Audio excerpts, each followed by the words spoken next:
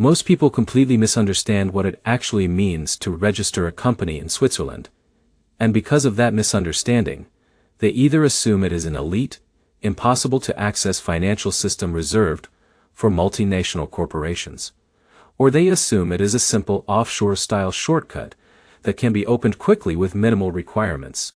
But the reality is far more structured, and once you understand it, it becomes surprisingly logical.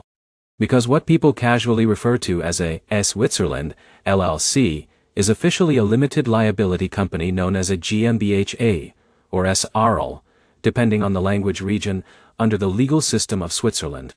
And that single detail completely reframes the entire process. Because you are not dealing with a loophole jurisdiction. You are not dealing with informal offshore incorporation. You are dealing with one of the most structured, regulated, and reputation-driven business systems in the world. And that means every step has purpose, logic, and legal weight behind it. But before we jump into documents, requirements, and procedures, let's slow down and understand why someone would even consider Switzerland in the first place. Because company formation is never just paperwork. It is positioning. It is strategy. It is how entrepreneurs place themselves inside global financial and business ecosystems. Now imagine someone like Michael. Michael is a 38-year-old technology consultant from San Francisco. He runs a high-end advisory business working with European financial firms, fintech startups, and institutional clients. At first, everything is simple. He invoices through his U.S. structure. He works remotely. He uses standard international payment systems. But as his client base grows in Europe, something changes. Clients begin requesting Swiss or EU-based invoicing structures. Compliance teams ask for more formal business verification. And trust becomes increasingly tied to jurisdiction. Because in high-value consulting, perception matters almost as much as service quality. So Michael starts looking for a business jurisdiction that signals stability, credibility, and financial seriousness. And that is how Switzerland enters his research. At first he assumes it will be overly complicated. And in some ways he is right. But what he does not expect is that Switzerland is not designed for speed. It is designed for precision. And those are two very different systems. Now let's introduce Sarah. Sarah is a financial consultant from New York, who works with wealth management firms across Europe. She's not trying to find shortcuts. She is trying to establish a European base that aligns with her clients' expectations. And Switzerland appears again and again in her research as a jurisdiction associated with trust, banking stability, and long-term corporate credibility. But here is where things get interesting. Most entrepreneurs misunderstand Switzerland because they evaluate it using offshore logic. They ask, how fast can I register it? But Switzerland asks a different question entirely. Is your business structured, transparent, and financially credible enough to operate here? And that shift changes everything. So let's walk through the real process in a way that makes sense from the ground up. The first step in forming a Swiss GmbH is choosing a company name. But unlike many jurisdictions, naming is not just branding. It is legal identity.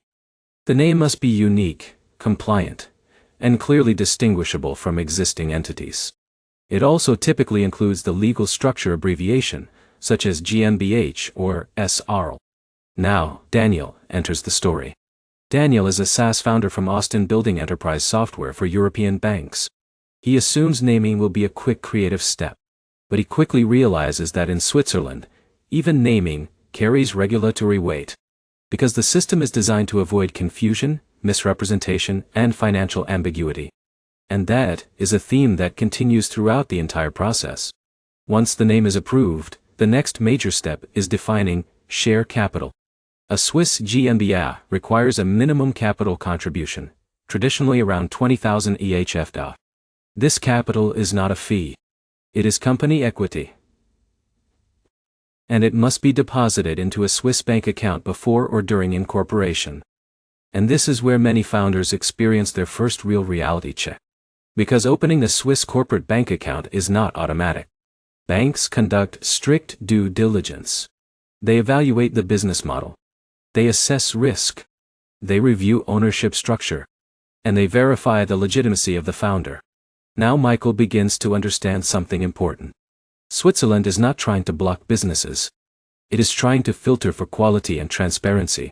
But here's the problem. Many entrepreneurs underestimate this step and assume banking is a formality. In reality, it is one of the most important parts of the entire process. Now, let's move forward.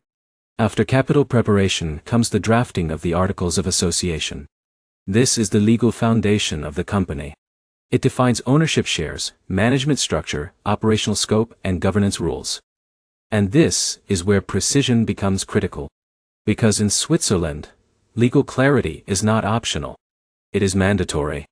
Every clause has meaning. Every structure has implications.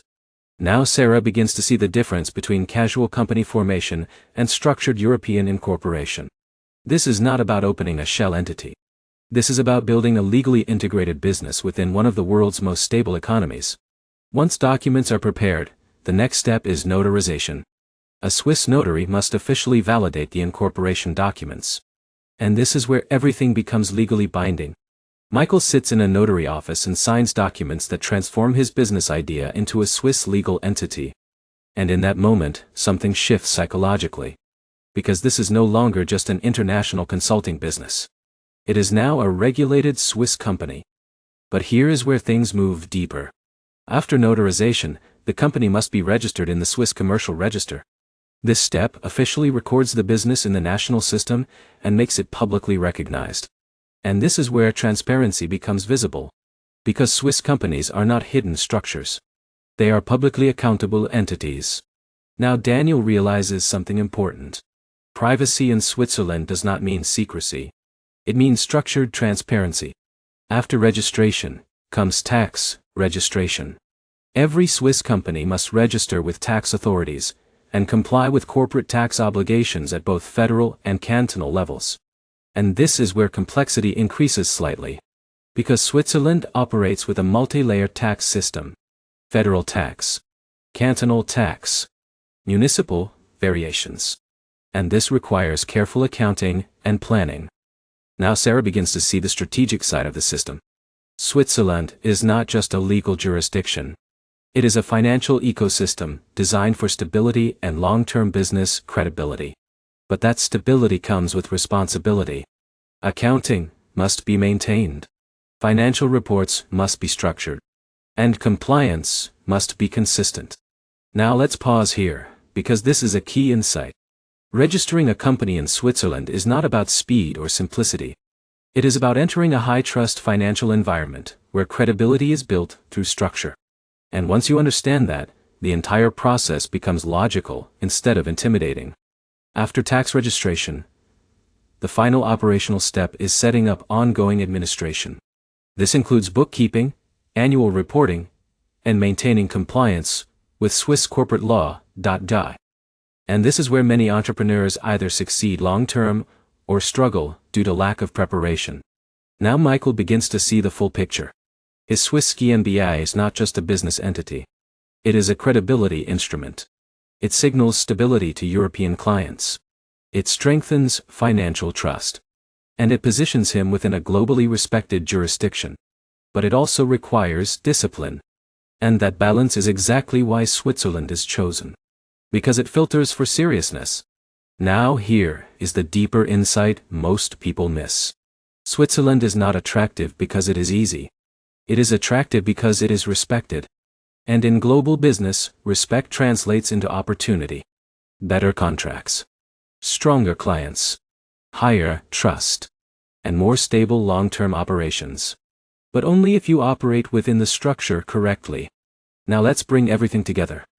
The full process includes name selection, banking setup, capital deposit, drafting legal statutes, notarization, commercial registration, tax enrollment, and ongoing compliance. Each step builds on the last. And each step reinforces legal and financial clarity. But here is the final takeaway. Switzerland does not reward shortcuts. It rewards structure. And once you adopt that mindset, the entire system becomes not just understandable, but strategically powerful. Because when your business is built inside a high-trust environment, everything around it becomes easier to scale. Clients trust you faster. Contracts become stronger. And your business gains global credibility by default. And if you found this guide helpful and want more deep, practical breakdowns of international company formation, global business systems, and real-world entrepreneurship explained in a clear and actionable way, make sure to subscribe for more guides like this. Because once you understand how these systems work, you stop chasing shortcuts and start building real